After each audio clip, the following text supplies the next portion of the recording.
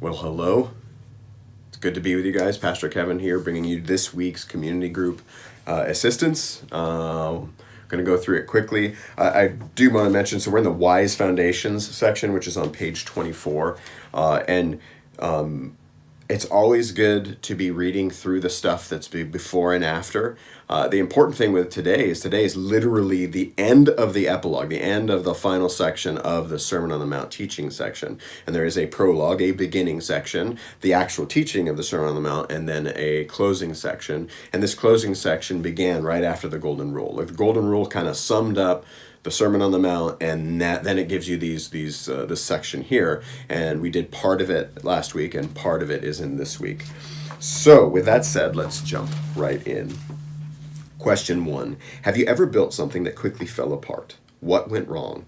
Describe the situation. So we all, whether you're a kid building Legos or you are a employee who's recommended to your manager a new program and you're kind of trying to put together the pieces of it and so forth, I just want you to use a story that talks about foundations and maybe you went to build something and you made some missteps. So foundationally, what was the problem? And just kind of walk through those things. This is just an icebreaker, but it can help you get into the thinking of what Jesus is going to get to here, which has to do with wisdom and how you lay a foundation. Okay. Question 2. Read James 1:22 through 25. Compare James' words to Jesus' words here in Matthew 7:24. Considering James is believed to be Jesus' younger half-brother, how does he apply Jesus' teaching on wisdom? So if you read the James text, you're seeing this idea of doing, right? Not just hearing, but doing. And there's a linkage to what Jesus is saying in the text for today, because it's all about being doers of the very things you just heard, do them.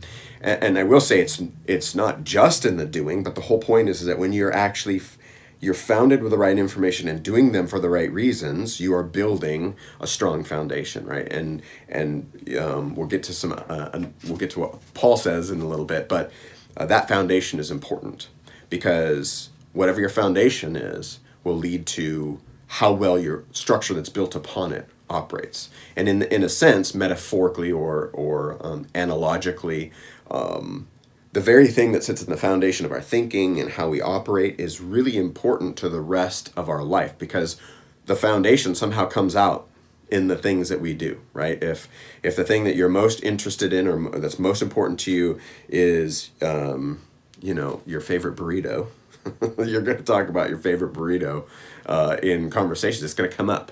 Right, it's going to be the thing that comes up, and so it floats up from foundation to the actual structure of life. Okay, so just do that comparison.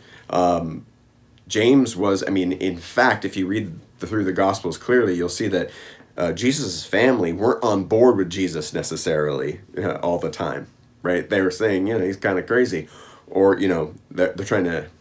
You get the sense that not just they're not on the same page, but they're concerned maybe even about how it looks with Jesus and what Jesus is doing. But now James is telling, he's singing a different tune, so to speak. He's on board with what Jesus is saying. In fact, he's talking about it. Hey, you don't just listen to what the king says. In this case, the king is his, half brother, but you actually do them. You put them into action. However flawed you do it, you do them. And that's what shows the world, who we really are. Okay.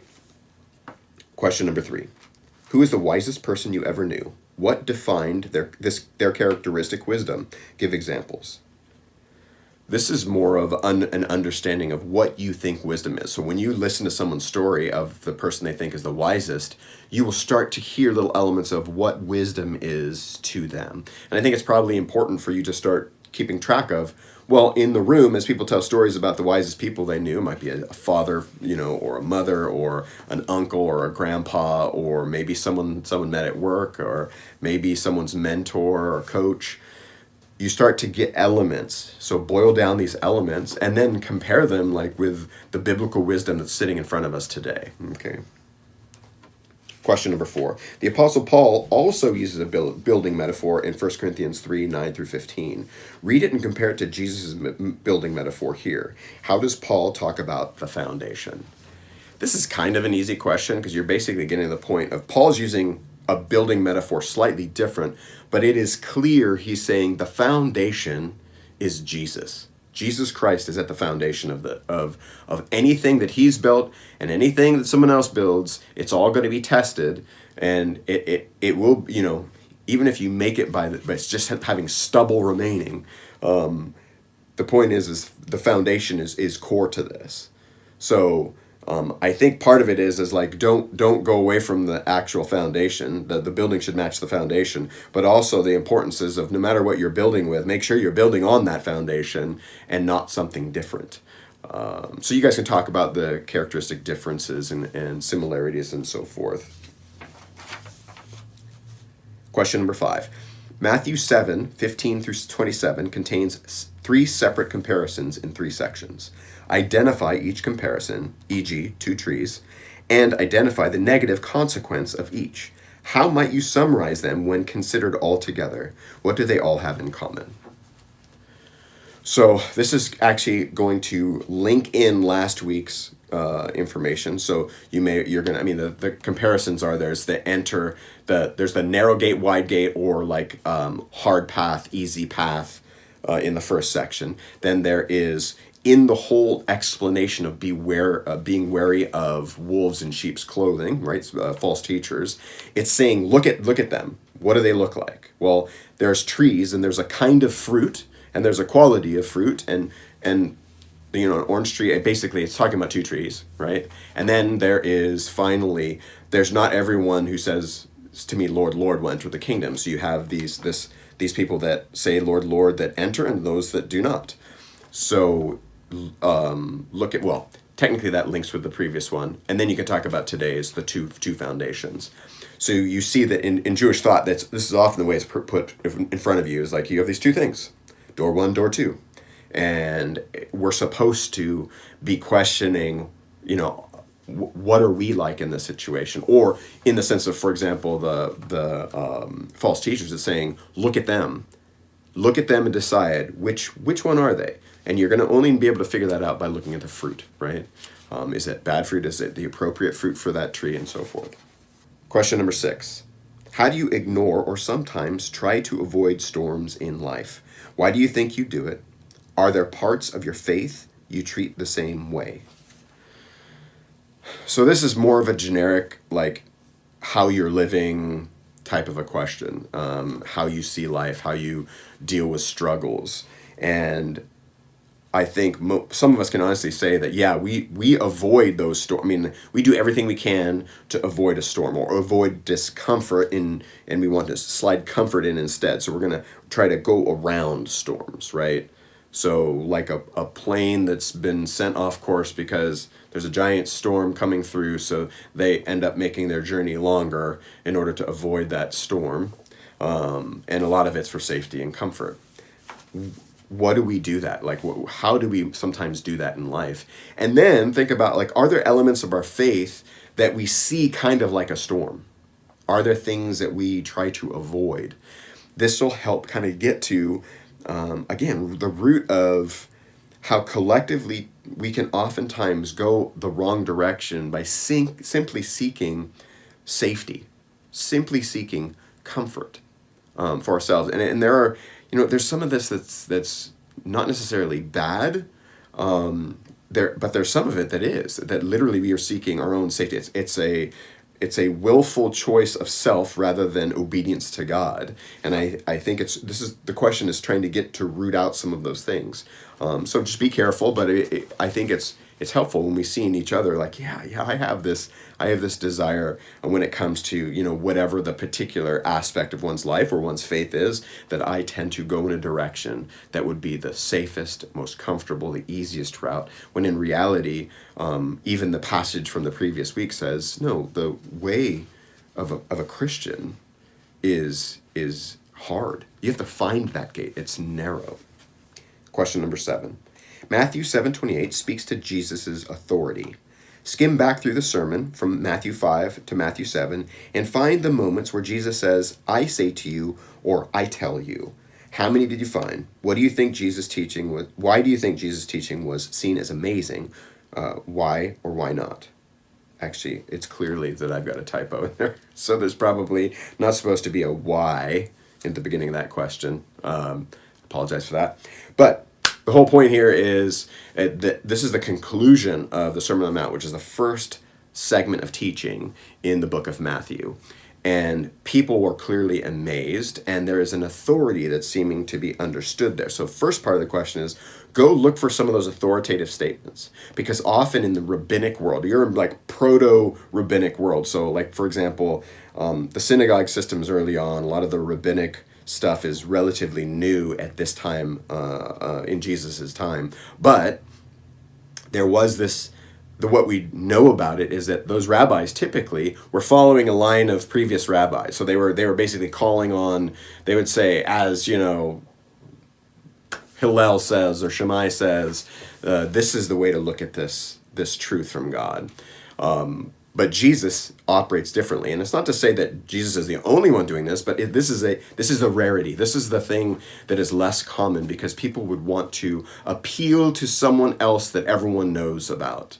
Jesus is saying, you have heard it said, for example, but I say to you. That section's going to have a lot of those I say to you or I tell you, but there are some other ones. So just kind of hunt through and see the context and take some time at doing that. And then answer the question of like, his teaching was seen as amazing. Why do you think they said that? Which I've given you kind of a hint to, but everyone clearly was astonished. It doesn't mean that they all became Christians, but there was something different about what he was saying and the way he was saying it. Question number 8. Remember that the scribes and Pharisees were the religious leaders who were looked up to by the people. Read Matthew 5:20 and Matthew 7:28. How has Jesus spoken of the scribes? What was the Sermon on the Mount? What has the Sermon on the Mount successfully achieved with the crowds who heard him? So I'm having you look back to the very statement in the beginning, basically in the prologue of the Sermon on the Mount, that says, "Unless your righteousness exceeds that of the scribes and the Pharisees, you'll never enter the kingdom." Right? And then in the very end here, it's talking about how Jesus finished saying these things. He's finished teaching, and they were astonished by it. They were amazed at what he had to say. So Jesus has been operating in this teaching mode, and he's pointing out to be careful about these other people. How has he been talking about them? Find elements throughout the sermon where like, seems like he's saying things about the scribes and the Pharisees maybe that the people didn't quite recognize.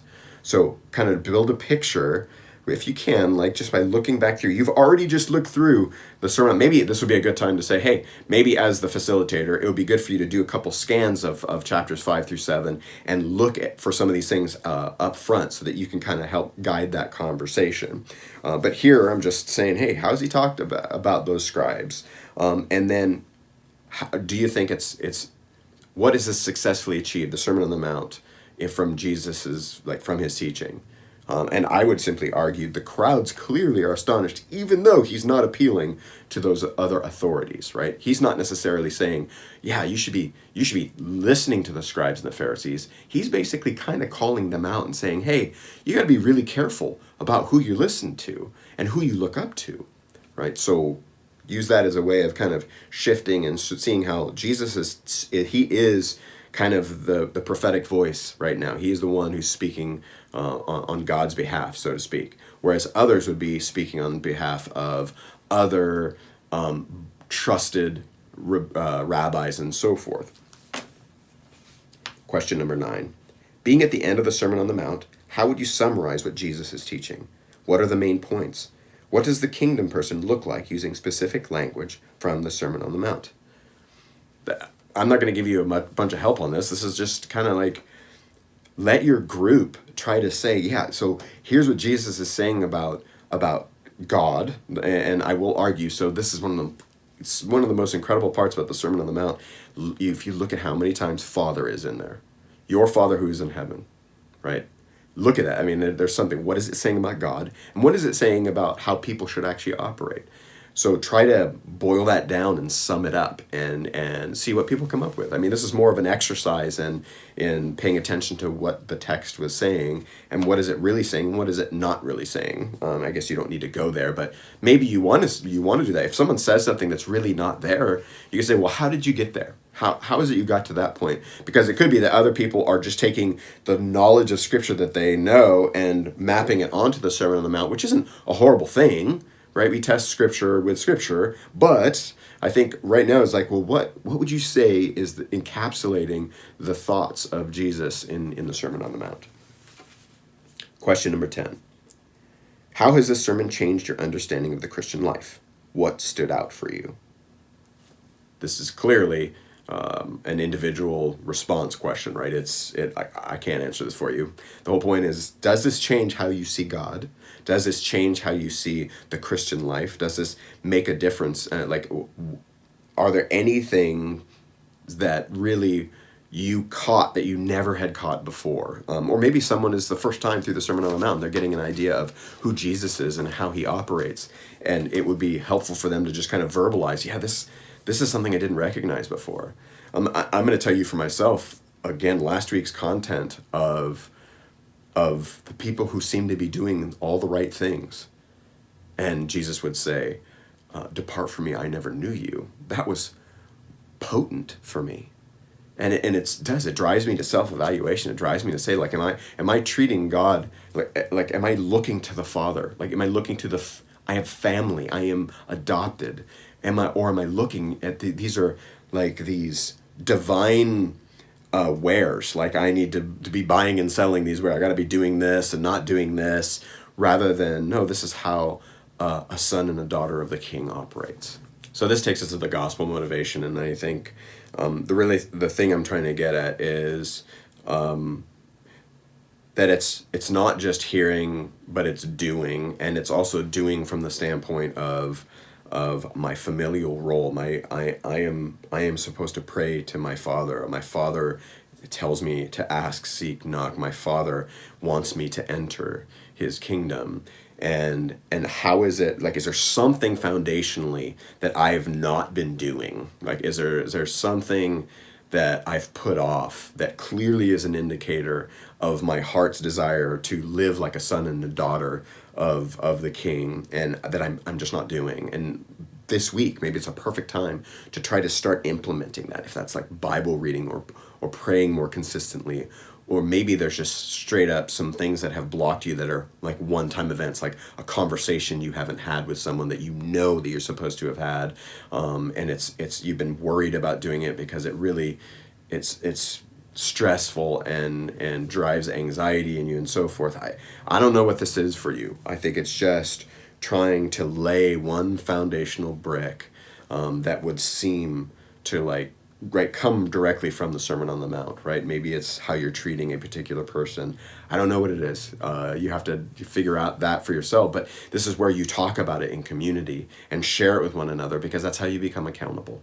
So I hope that's helpful for you. I pray that your meeting goes well. I pray that the Spirit of the living God is with you and drives you all into maturity, to growing up in Him, and not staying the same way. If there's anything that's my heart's desire for you and for myself, is that we know that we are already, right? When we say yes to Jesus, we are already part of His family. But how can I act better? How can I act more like part of that family, and how I actually live day to day? I want to be changed into something different. I want to be changed to conform into the image of the Son. And how can I do that? And what better way than to be looking at the Sermon on the Mount and saying, well, what is it foundationally that I'm missing? What wisdom have I been putting off, where I'm choosing folly instead of wisdom? What are those things? Okay, so may God go with you this week.